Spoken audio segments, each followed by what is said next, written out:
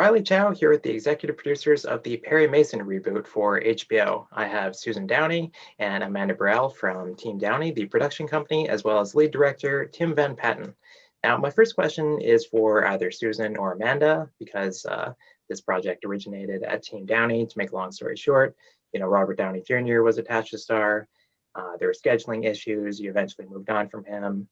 Obviously, Matthew Rhys is great, but what does that mean, scheduling issues? Because this is a story, the TV show is on in the 60s. It's a character from the 30s. Like, it doesn't really seem like it'd be more timely in 2020 than 2025. So why move on from Robert because of scheduling issues? I'd love to take that one because it's a solid question and people usually don't ask. They sort of accept the answer.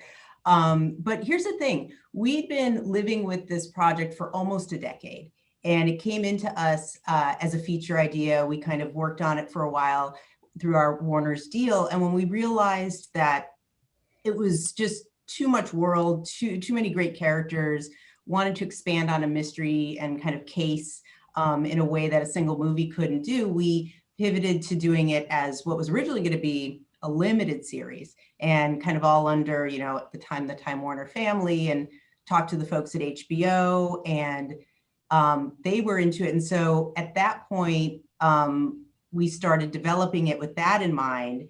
And eventually Ron and Rollin came on. And by the time we had a couple of the episodes, HBO was getting really excited. And we were trying to figure out we don't want to lose that excitement and that momentum. And Robert, as most people know, has been kind of also busy for the past decade doing, some movies and stuff.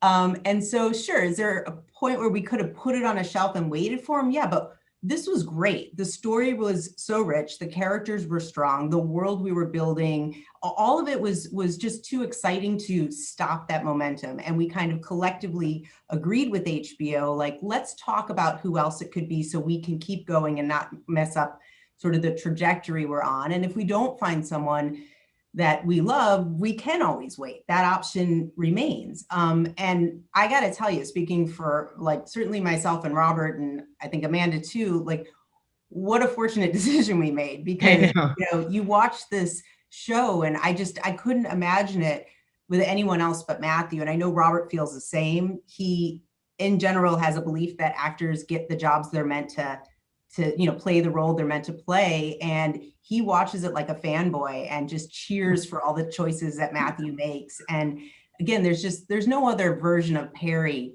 in our minds. So we never looked back. And, I look forward to other scheduling issues because it just opens up other opportunities. But no, when you have a great piece of material, and I know Tim can vouch for this, don't stop. Don't wait if you can keep going and build it in just a solid, if not better way. Okay, I'll go to Tim then, because Tim, we saw you, kind of direct every HBO series for years, through Boardwalk Empire in 2014. And then since then, we hadn't seen you direct TV except for an episode of Black Mirror, kind of between 2014 and 2020. So what were you doing in the meantime? It's a very question. I had finished Boardwalk and I had a bilateral double hip replacement, for starters. And then some family situations that happened and I was burnt out. I just need to take a break for a few minutes, learn to walk again and get my spirit back. And I did. And I sort of, I guess Black Mirror was sort of an appetizer. And then when I really jumped in with both feet, it was back at home base, back at HBO, where I've spent the bulk and best of my career. And I couldn't have landed, it was sort of parachuted into it. I couldn't have landed into a better situation, really. Because you never know who you're going to get in bed with, honestly. It's like, you don't know. And a friend of mine always says, wherever you go, Tim, you always manage to find an enemy. I know who said that. But on this show, really, no, there wasn't. I mean, we had the typical challenges, but you know what? It goes down as one of the best experiences I've ever had in my career. Amanda, were there any roles that were particularly challenging to cast? It's a great question. I would say Della was the most challenging across the board. You know, Matthew came in, he was like kind of first guy in, so clear, so passionate, amazing. Chris Chalk followed very quickly. Tatiana was quick. I mean, everybody kind of moved quickly, but finding our Della was a challenge. We searched far and wide. We did a lot of auditions. But it kind of, Juliet was late. Like we were, you know, she was available all of a sudden. We saw her, we met her. She's this kind of striking figure with so much confidence, but elegance. And we just all fell in love with her. But it was like, I'd say maybe 3 weeks prior to shooting, maybe somewhere a little bit. But then it felt instinctual. She was like immediately our Della and breathed life into her in a way that we couldn't have ever imagined. So, but she was the biggest challenge. Yeah. I want to ask about Tatiana Maslany's character because the first season ended. There was a round of press with all of you, with her herself, where you were kind of saying like, oh yeah, it'd be great to see, you know, what happens with her in the second season, probably. And then a few months later, then HBO says that actually she's not coming back for season 2. And this was always the plan to boot. Yeah. So what changed since making the first season? Actually, nothing changed. I think that other stuff was you're doing press with someone. You're not going to be like, hey, dude, you're, you know, it honestly, the plan for season 1 was that was a close-ended story. And we knew that we wanted, much like, you know, we're going to do with a second season. It's like there's a single case. Now it starts off something sort of very specific, and then you realize that it has these kind of larger worlds that we get to go in, like we did with Sister Alice in the church. But by design, it was always meant to be close-ended, much like, although, you know, different set of circumstances, Evie Jonathan's storyline, the Lithgow storyline. So it wasn't, I think, in terms of what you're referencing, again, you're so in love with what you've just done and the people you've just worked with, you go on this like, of course we'll figure it out, but it honestly wasn't, nothing changed other than we sort of stuck with what the original plan was. Well, and we wanted to complete her journey. I was just going to say, we wanted to complete her journey. Like, I actually think in a show, having every character with designs for 7 seasons, you know, it kind of feels a little bit like a lot to juggle. And she goes through such a transformation. And then at the end, there's such an elegance and beauty to the way that she can say goodbye to Perry. We just felt like we wanted to land her in a different place, you know, and not feel like we had to keep exploring it.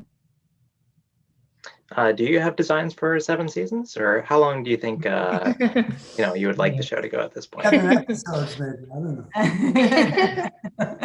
I mean, I think that's sort of up to the HBO and audience to tell us. Look, we love the world that, you know, Tim and all the other wonderful people in front of and behind the cameras helped us create in this first season.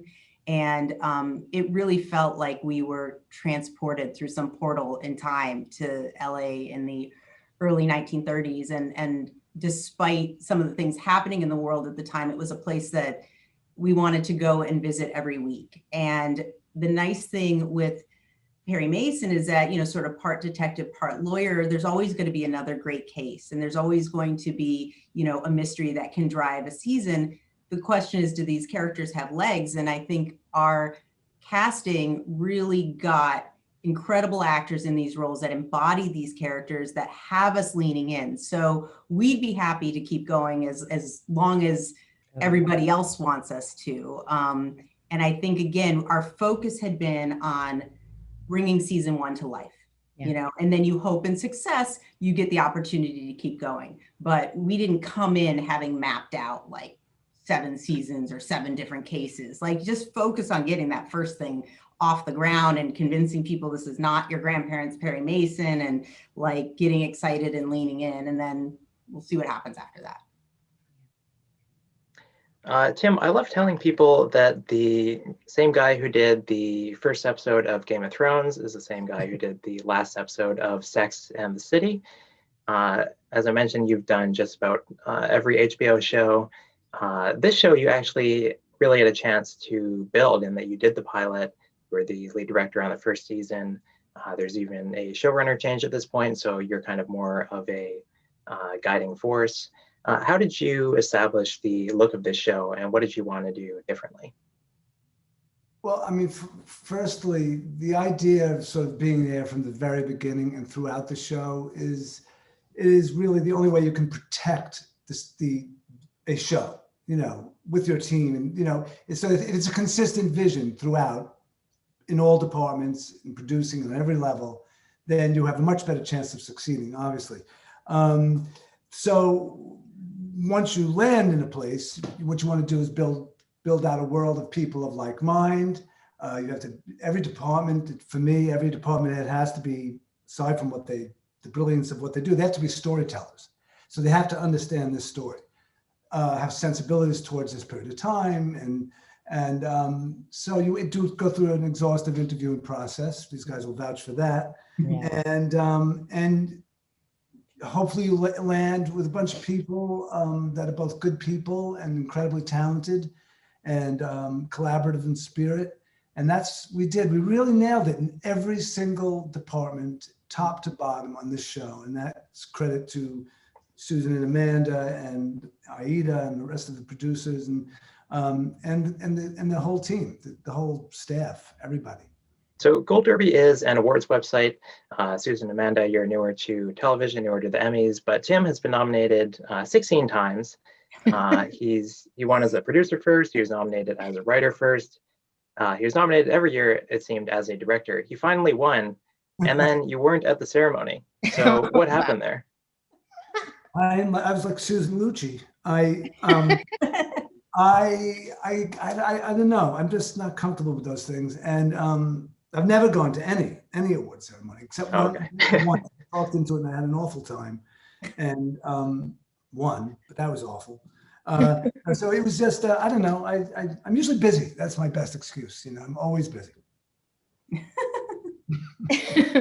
He loves to be on set. That's where his space is. He wants to be doing the work. He's building things. That's what he wants to be doing. I appreciate it. I mean, I totally appreciate it. All my gosh, it's been. I've benefited from such great writing and acting and producing and everything. I'm just humbled by it, and the fact that you get nominated is enough. What can I say? Tim is very humble. Hearing the answer to the previous question and this question, I mean, this guy, he really did breathe life into this season and creating the look of this, the sort of, I don't know, we just love the authenticity that he brings to anything he does. You can tell just by hearing him talk. That's just who he is. But in particular with Perry and the world that he created and the, HODs that we all collectively kind of brought together, but he really kind of put everybody on the same page. We made sure that we had our true norths and we all knew what the vibe of the show was. And he sort of created this thing he called Under the Fedora. So unlike some period pieces that might be beautiful to watch, but there's almost something overtly nostalgic and kind of kitschy about him, this, you meant to watch it and, like I said earlier, feel like you were transported back in time, but like the clothes felt lived in. You feel like you could sense the grime on the streets and the smell of everything. And that was really, we all wanted that. And Tim knew how to realize that. And if there's no other proof, even before we shot a frame, you go into his office during prep and there's just pictures on the wall of all of the things that inspired him. And those things started coming to life, on set and in the dailies and in the final cuts. So again, he's a very, very humble, but ridiculously talented individual. It's a miracle how it happens. Honestly, you walk into an empty office and you just go, what the hell? How is this going to happen? Right? Yeah, totally. Yeah. Okay, well, yeah, that sounds really nice. I do want to ask one question about season 2, so I'll go to Amanda for this last one. Yeah. This show is kind of set up more like a film in that you start with the producers, then you brought the writers in after. So you're actually replacing your showrunners from the first season for the second season. So what went into that decision? Well, Rollin and Ron did an amazing job of setting the table for who Perry was. Like truly, it was such a long process of us figuring out how to make Perry relevant today and starting him as BI and giving him, and we honestly, they told a beautiful story. Season 2, we have more story to tell. We found new collaborators that we're really excited about. But it is, I think freshness can help and be great. We're really excited about what we're going to do with season 2. But yeah, it was just, there was nothing more than just there's more story to tell and maybe more people to collaborate with. Mhm. All right. Well, we look forward to seeing it. And Susan, Tim, Amanda, thanks very much for chatting with Gold River today. Awesome. Thank you. Thank you. Thank you so much.